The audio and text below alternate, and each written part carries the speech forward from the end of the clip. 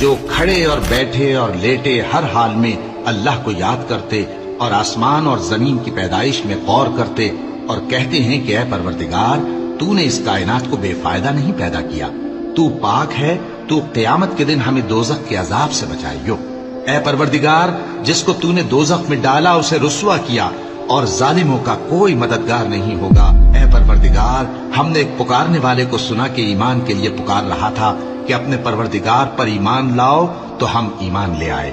سو اے پروردگار ہمارے گناہ معاف فرما اور ہماری برائیوں کو ہم سے دور کر دے اور ہم کو دنیا سے نیک بندوں کے ساتھ اٹھائیو۔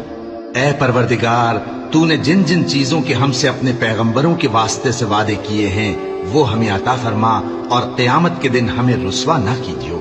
کچھ شک نہیں کہ تو خلاف وعدہ نہیں کرے گا۔